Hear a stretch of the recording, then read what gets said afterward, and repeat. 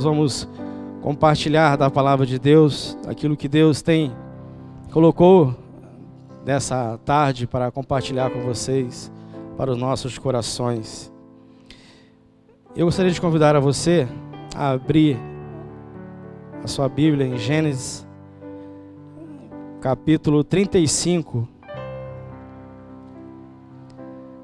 Gênesis, capítulo 35, versículo 16 a 21. Gênesis, capítulo 35, os versículos 16 a 21. Diz assim: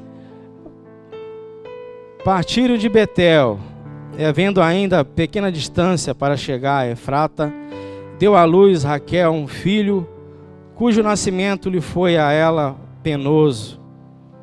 Em meio às dores do parto, disse-lhe a parteira: não temas, pois ainda terás este filho. E ao sair-lhe a alma, porque morreu, deu-lhe o nome de Benoni.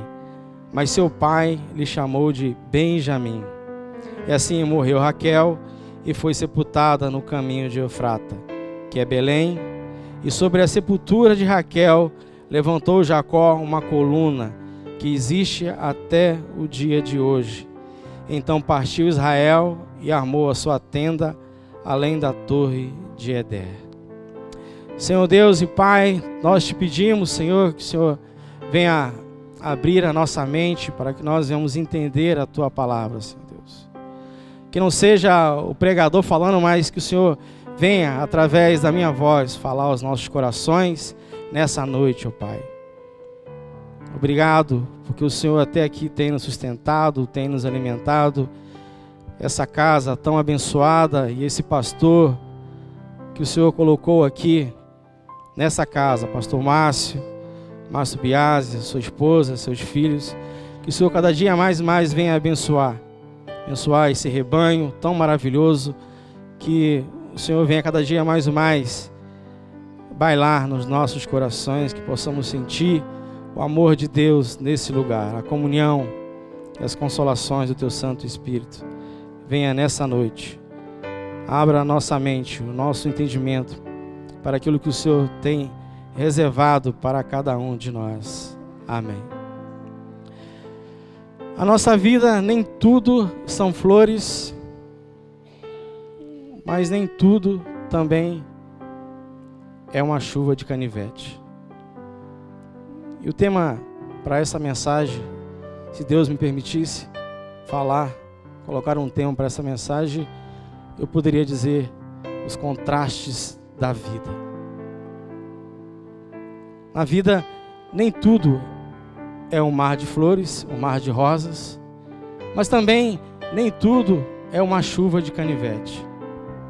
Há momentos lindos, maravilhosos, momentos gostosos, dias ensolarados, mas dias nublados e difíceis. Muitas vezes a gente escuta lindas melodias, mas algumas vezes notas dissonantes. E é o contraste da vida. E ao olhar para esse texto, e olhar para a história de Raquel e Jacó, é uma história muito linda mesmo. Não sei se você já teve a capacidade de se aprofundar nesse texto, você vai ver que história linda. Raquel desejava ter um filho. Desejava muito ter um filho. E ela ora ao Senhor, pede ao Senhor, clama ao Senhor, que Deus lhe conceda um filho. Em um certo momento, Deus ouve o seu clamor, Deus ouve o seu pedido de oração, e lhe concede um filho. E ela lhe dá o nome de José. José, no hebraico, significa acrescentar, porque ela queria mais. Ela queria mais porque ela tinha uma irmã que tinha muitos filhos. E ali houve um motivo de competição para ela. E ela desejava e ansiava ter mais filhos. E Deus ouve mais uma vez o seu pedido de oração. Ela já não está mais na sua mocidade, já está uma idade já avançada. e Deus lhe concede um outro filho. Só que esse é um filho temporão, aquele filho que vem, mas difícil para ela.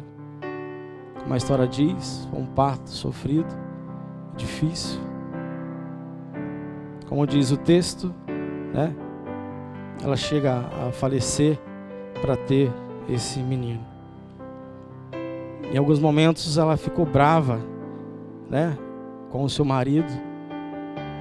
Queria tanto ter um filho, mas Jacó disse: eu não sou Deus, né? Como é que eu posso te ajudar nisso, né? E Jacó, seu marido, depois de tanto clamar a Deus, Deus lhe concede um filho. Eu fico imaginando ali a alegria, né? Eu posso compartilhar e saber daquilo que ela estava sentindo quando a minha mulher ficou grávida. E nós fomos lá na minha sogra dar notícia. E foi tão maravilhoso para mim ver a minha sogra sorrindo, que parecia que eu nunca ia ver ela sorrindo. Naquele dia ela sorriu para mim e falei: que bênção, né? Que alegria. A gente está aí com o filho e ela correu, foi fazer a janta. Eu muito feliz. Eu falei: olha, vai se preparando aí a Bolsa Família, porque as coisas daqui para frente vai sair mais despesa aí. Então, aumenta aí a Bolsa Família. A gente brinca assim, mas a sogra é uma pessoa maravilhosa, que sempre nos ajudou. E aí foi uma alegria muito grande a chegada de um filho. Eu consigo imaginar a alegria de Raquel a ver Deus concedendo a ela a alegria de ter um filho, né? E ela vai dar o nome de José, que quer dizer acrescentar. Ela queria mais ter filhos. Isso ficou ainda mais empolgante, né, na vida deles. E agora, não na sua maturidade, aí vem as dores do parto, as complicações. E depois de dar à luz aquele menino, com grande dificuldade, ela acaba morrendo, ela acaba falecendo. Jacó, agora, diante da alegria de ter um filho, mas da tristeza, da perda da sua mulher amada, do seu grande amor. Que contraste! Que contraste! Que situação difícil! E a nossa vida é assim, marcada de contrastes. Eu posso lembrar aqui da vida do nosso pastor Márcio, né? De manhã ele acorda, põe a roupa para fazer capelania, vai lá atender os soldados, volta para casa, põe a roupa de festa, vai para o aniversário, vai para um casamento, põe roupa de casamento, vai para um velório, põe roupa de velório, e depois vai para o culto, põe roupa de culto. E a nossa vida é assim, marcada de contrastes entre o mar de rosas e a chuva de canivete. E é sobre isso que nós vamos estudar essa noite. É sobre isso que nós vamos buscar na palavra de Deus a lição. Lidar em meio às dificuldades. Como fazer isso?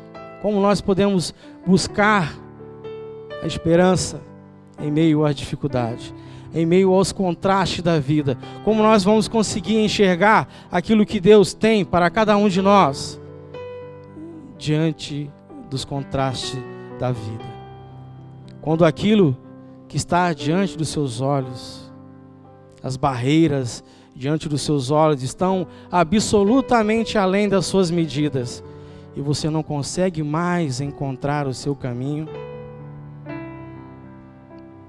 muitas vezes você para e você vai sentir o abraço forte e aconchegante de Deus quando você estiver e se mantiver na presença dEle.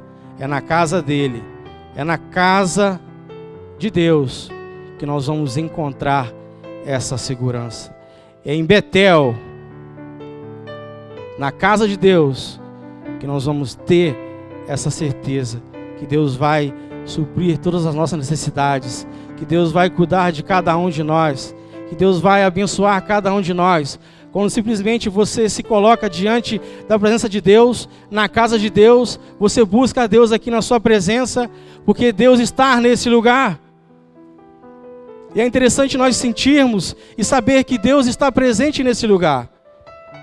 E graças a Deus porque você veio aqui essa noite, porque Deus quer te abençoar. Eu não sei como está aí o contraste da sua vida. Muitas vezes pode estar difícil demais, muitas vezes pode estar suave. Mas seja lá o que você está enfrentando ou irá enfrentar, saiba que esse é o lugar, a casa de Deus, aonde Deus habita, aonde o Espírito Santo de Deus vai te consolar, vai te fortalecer e vai refrigerar a sua alma.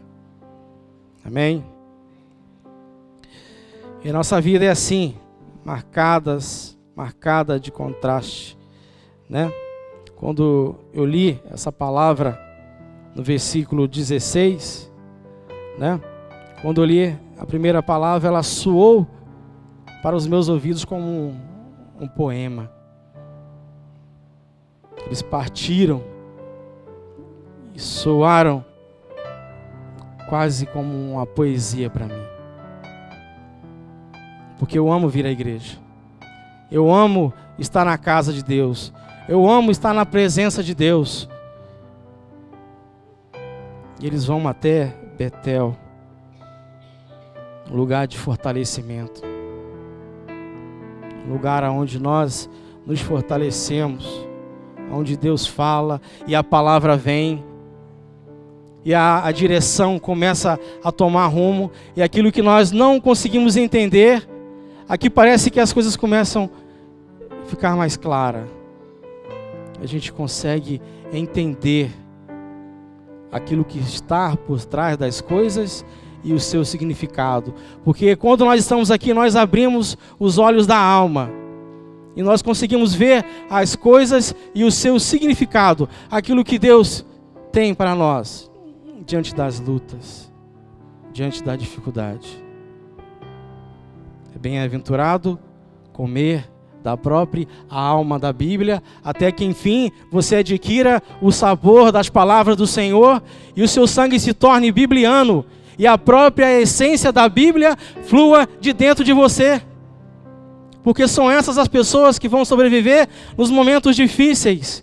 Quando você se encontrar completamente perdido na floresta da vida, e quando a barreira diante dos seus olhos estiver absolutamente além das suas medidas, e quando você não conseguir mais encontrar o seu caminho, você vai sentir o abraço forte e aconchegante de Deus, quando você estiver aqui na casa de Deus, ouvindo a sua palavra, meditando nela, cada dia.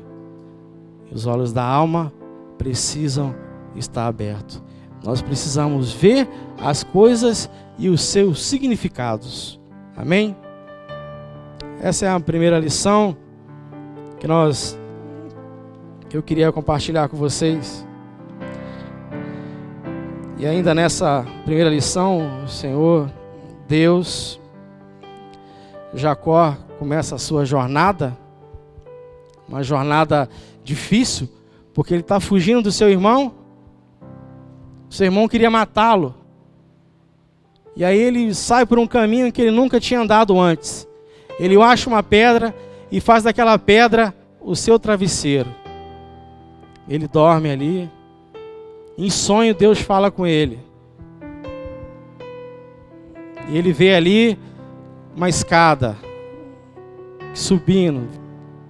Onde ele estava até o céu, os anjos subindo e descendo. E Deus fala com ele. E ele faz daquele lugar Betel. Ali encontrei morada. Ali encontrei o Senhor. E ali o Senhor habita. Ele é visitado pela presença de Deus. E já na sua caminhada, ali ele faz um compromisso com Deus, fala: Senhor, se você me guardar, se o Senhor me guardar, se o Senhor me proteger, se o Senhor me der uma família, se o Senhor me der filhos, se o Senhor me der uma esposa, eu vou fazer desse lugar um altar, a casa de Deus. E aí Deus cumpre toda a sua promessa na vida dele. Ele já é casado com filho, família e tudo. E Deus fala para ele assim: agora você volta lá aonde você fez compromisso comigo e cumpre aquilo que você falou. E ele volta para aquele lugar e faz um altar para o Senhor. E mais uma vez Deus visita a vida dele. Quando nós buscamos a Deus, é na presença de Deus, é na casa de Deus que nós vamos encontrar segurança, nós vamos encontrar paz. E é na casa de Deus, é na morada de Deus. Eu lembro de uma história de uma senhora, que não vou falar nem o nome nem o lugar para não identificar a pessoa, mas a gente tem trabalhado com ela. E ela contou um testemunho, ela falando que esses dias o filho dela fugiu de casa, drogado, caiu no mundo aí. E ela desesperada, falou: Senhor, e agora? E ela falou que chorou até quase desmaiar, clamando a Deus, pedindo uma direção, pedindo uma palavra. Senhor, me dá uma palavra. E ela disse para mim que abriu a Bíblia aleatoriamente e caiu em Jeremias 31.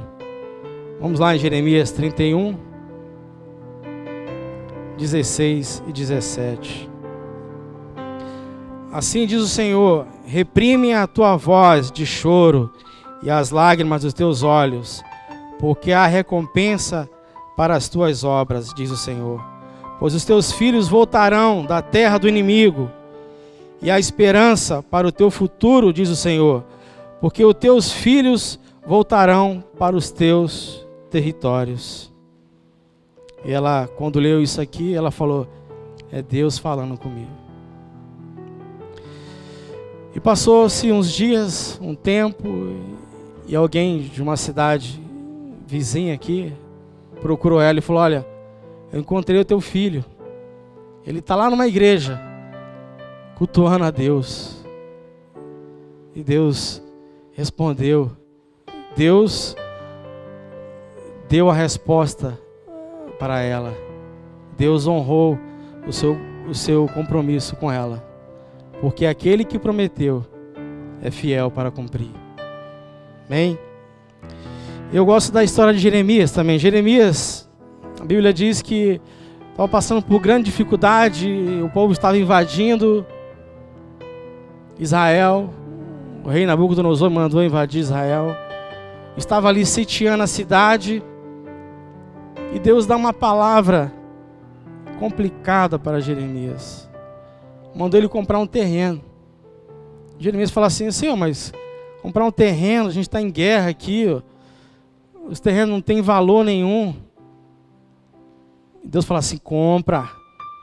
Vou mandar um parente teu te vender um terreno e você compra. Estou te mandando, compra. Porque Deus falou assim: se hoje está havendo juízo sobre essa terra, eu, o Senhor Deus, irei restaurar tudo que foi perdido. Amém? Ouça a voz de Deus. Escute o que Ele tem falado para você nesses últimos dias.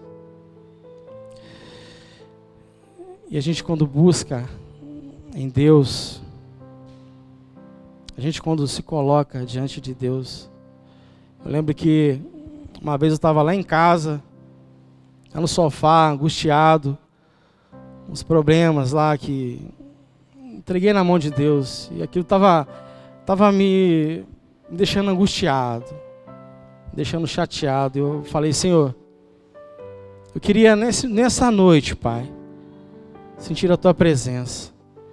Eu queria que o Senhor falasse comigo de uma forma que eu pudesse sentir, que eu pudesse tocar o céu.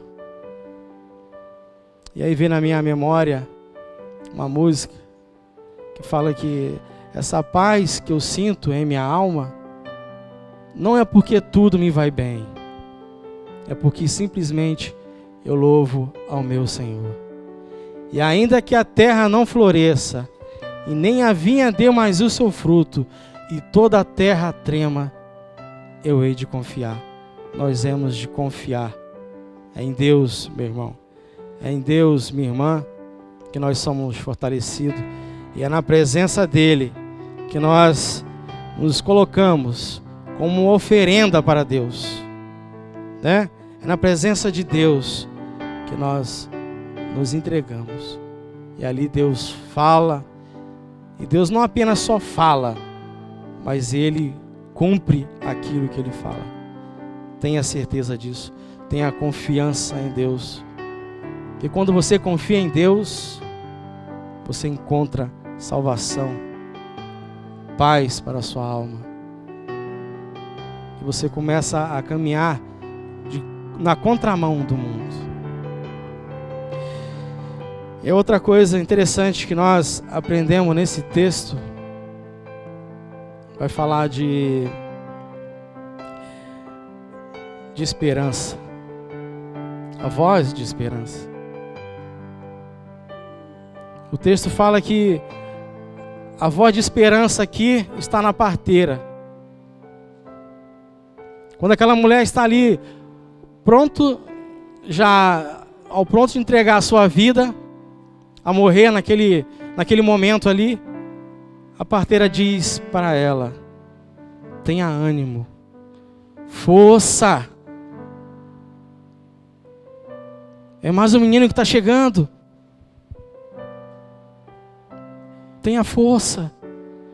É mais um menino que está chegando. Ela diz: o Senhor é contigo.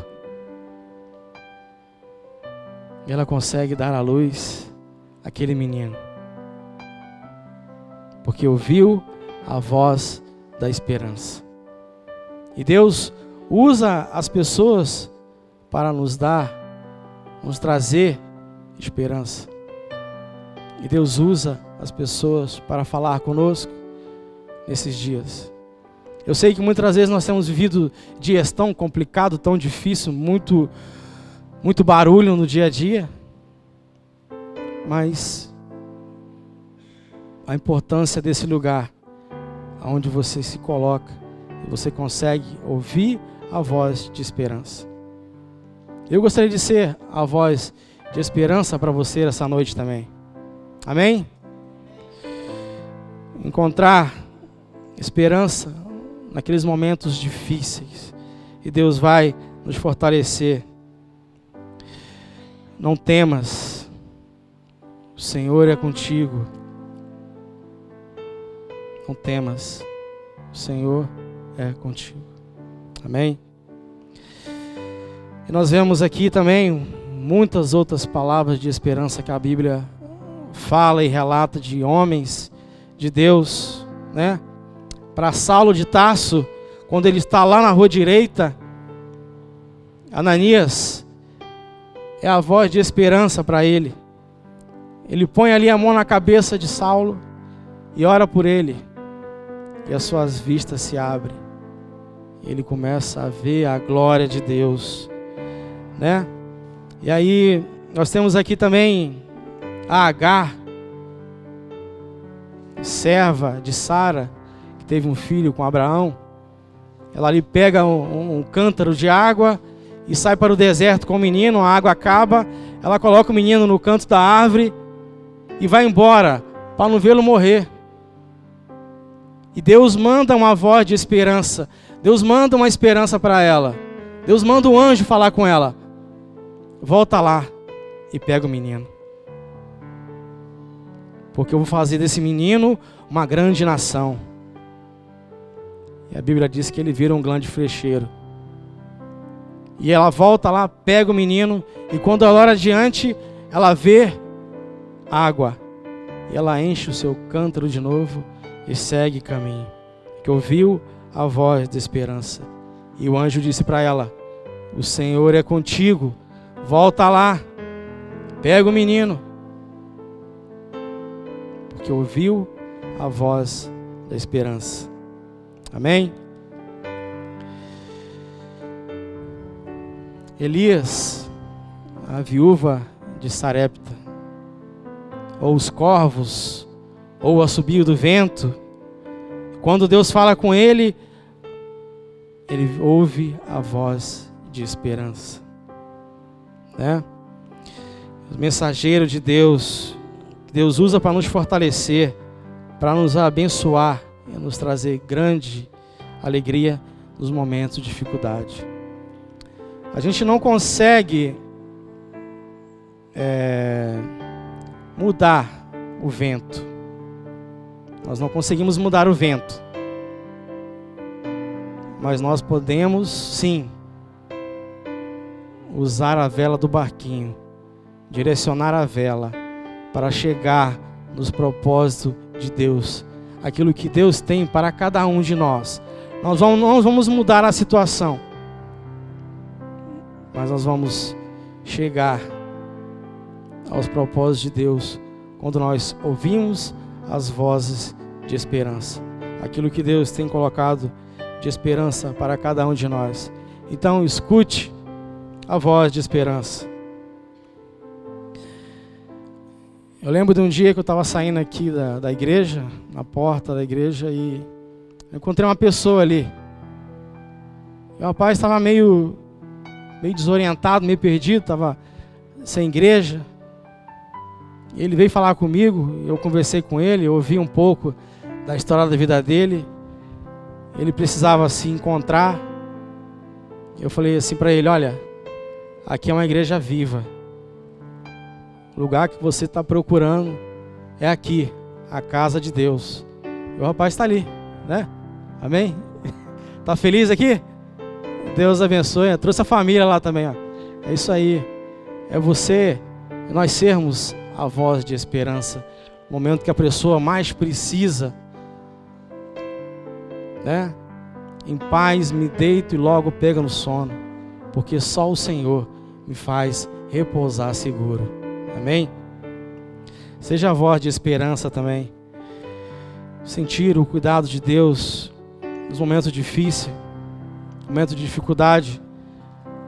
Ouvir a voz de esperança.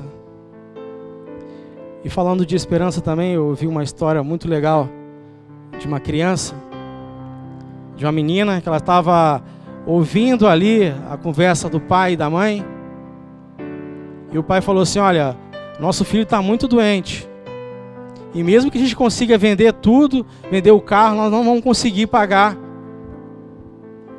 o tratamento dele. Nós precisamos de um milagre. E a menininha, ouvindo aquela história, ela foi lá no seu cofre, pegou lá o cofre, tirou, tinha 85 centavos. E ela foi lá na farmácia do lado da sua casa e perguntou lá para a moça do caixa, lá: olha, eu queria comprar um milagre. Aí a moça olhava para ela e falou assim: querida, mas nós não vendemos milagre. E ela: mas o que está acontecendo? Fala para mim. E ela começou a contar a história: meu irmãozinho está doente, eu preciso tratar. Minha mãe falou que precisa de um milagre, precisa comprar um milagre.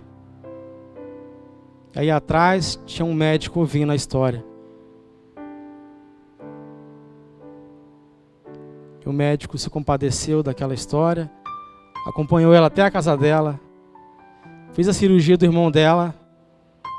Aí acabou a cirurgia, o pai veio desesperado, falou: nossa, mas como é que a gente vai fazer para pagar tudo isso aí?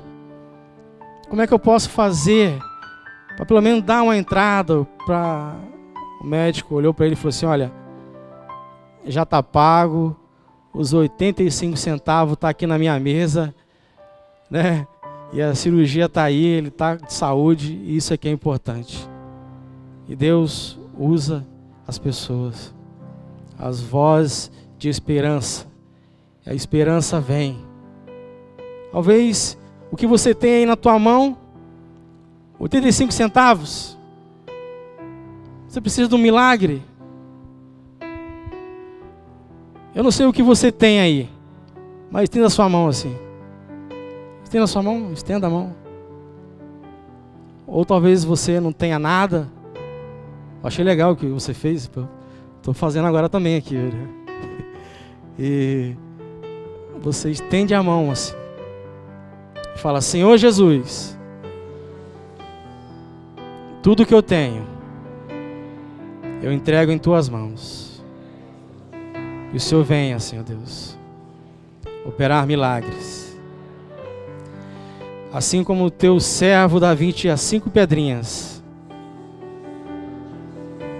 derrubou o gigante, nós podemos todas as coisas naquele que nos fortalece. Amém. Não sei o que você está passando, o que você está precisando, mas confie em Deus, entregue em Deus. O menino tinha 5 pães e 2 peixinhos e foi capaz de alimentar uma multidão e multidão.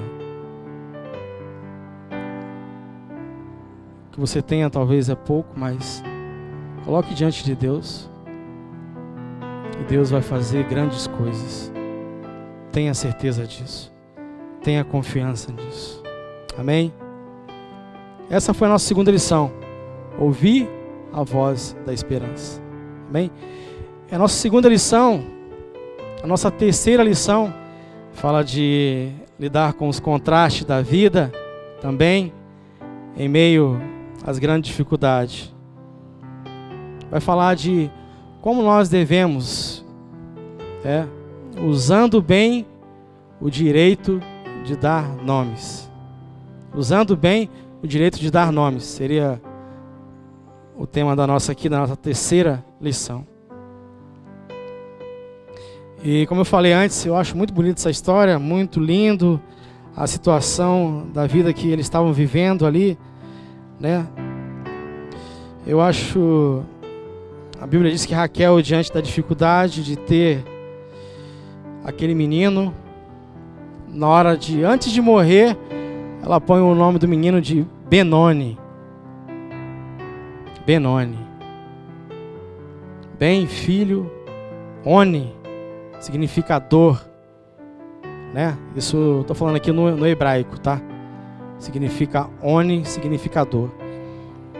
E talvez ali naquele momento de dificuldade, de dor, de sofrimento, ela coloca o nome de Benoni, filho da minha dor, do meu sofrimento. E antes de morrer, ela faz esse pedido, né? Pede para o marido colocar o nome do menino. Só que naquela época, o direito de dar nome era do pai. Só o pai poderia dar um nome. E ele vai e pega aquele menino no colo e diz: eu não posso colocar o nome desse menino de Benoni. Eu não posso fazer isso com ele. Eu não posso fazer com que ele carregue a vida inteira um sofrimento desse. Toda vez que alguém chamar Benoni, Benoni, ele vai se lembrar que a sua mãe morreu. Eu não posso fazer isso com ele. E ele vai e coloca o nome de Benjamim. Né? Nome bonito, né? Nome lindo. Benjamim. Ben, né? O Ben é filho, Jamim, da minha destra, porque era a mão direita que eles abençoavam as pessoas naquela época, né? Então aí, se você for juntar, Benjamim fica o filho da minha destra, o filho da minha bênção. Ficou melhor? Né? O filho da minha bênção. E ele coloca o nome do menino de Benjamim. E a lição que nós temos para a nossa vida é isso. Nós temos o direito de dar nomes às situações que estão ao nosso derredor. Nós é que vamos dizer de que maneira nós vamos lidar com elas, com as situações. É interessante que na criação, Deus cria todas as coisas, mas dá a Adão o direito de dar nome aos animais, à criação. E as coisas não mudaram. Depende de você. O direito de dar nome àquilo que você está vivendo, a situação em que você se encontra. Cabe a você dar nome. Você escolhe. Que nome você tem dado aos seus problemas? Diante das dificuldades, os problemas vão vir, as dificuldades vêm, as lutas estão aí, nós não podemos fugir delas. Mas cabe a você buscar em Deus e dar nomes para os seus problemas. Vamos nos colocar de pé? Se coloque de pé. Vou estar finalizando.